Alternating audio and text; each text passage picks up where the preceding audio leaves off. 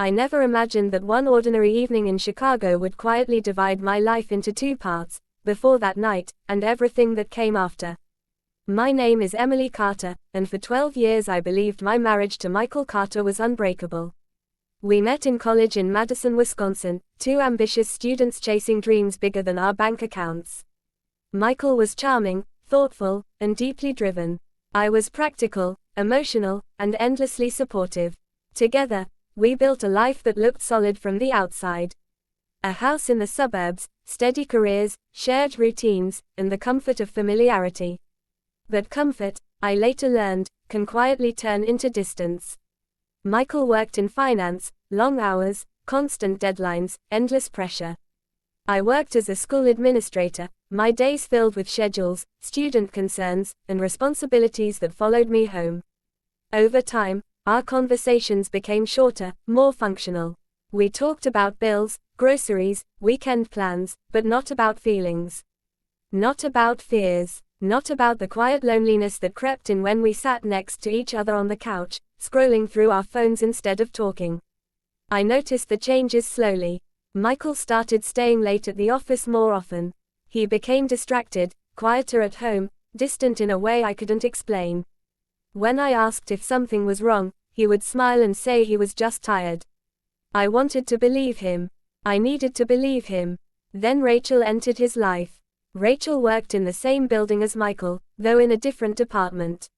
She was transferred from Denver, Colorado, confident, intelligent, and easy to talk to. According to Michael, she was just a coworker. Someone he occasionally had meetings with, someone who understood the pressure of the job. I didn't question it at first.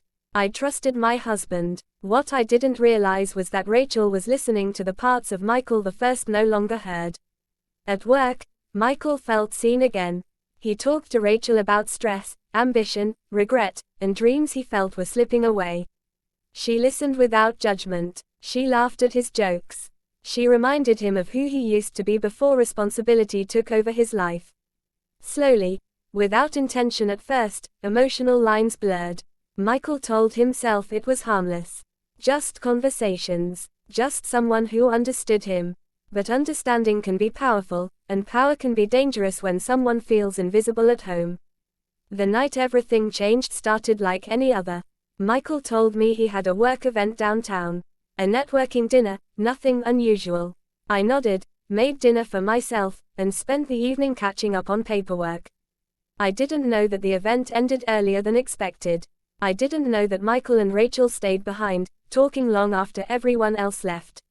They sat in a quiet restaurant overlooking the city lights. The conversation drifted from work to life, from life to feelings neither of them had planned to admit.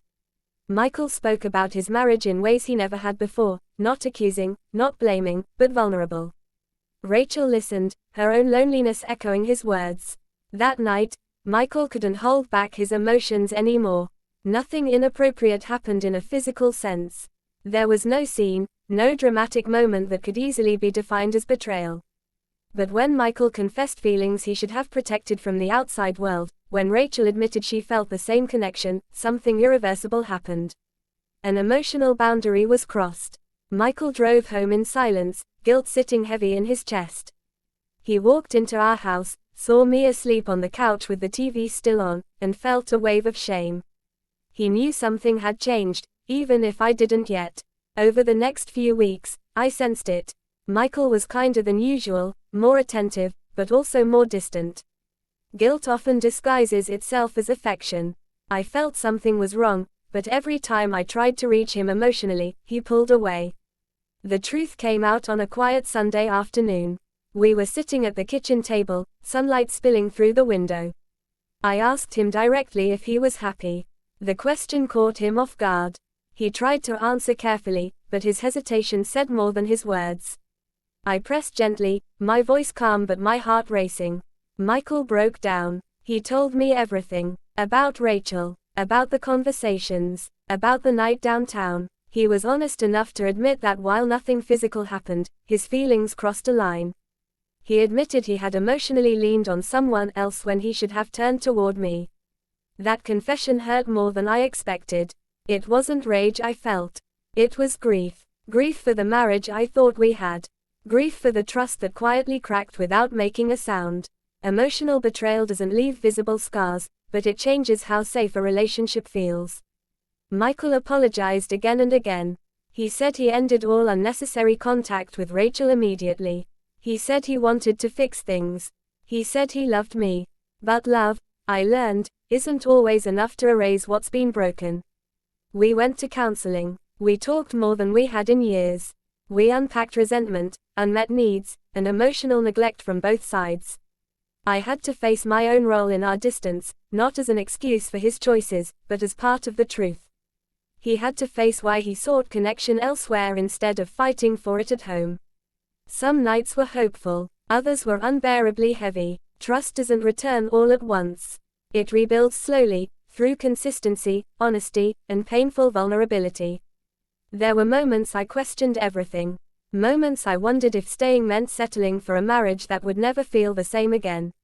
Michael struggled too. He carried guilt, regret, and the fear that one mistake would define him forever. He learned that emotional restraint matters just as much as physical boundaries.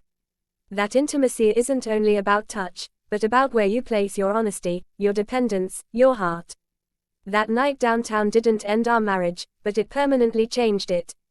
Today, we are still together. Stronger in some ways, more fragile in others. We no longer take silence for comfort or routine for love. We speak, even when it's uncomfortable. We listen, even when it hurts. I share this story not to justify infidelity, but to expose how quietly it begins. Not in bedrooms or secret meetings, but in neglected conversations and emotional hunger. The most dangerous moments aren't always dramatic. Sometimes they happen in calm voices, over dinner, when someone listens a little too closely. Because sometimes, all it takes is one night, one conversation, and one unguarded moment to change everything.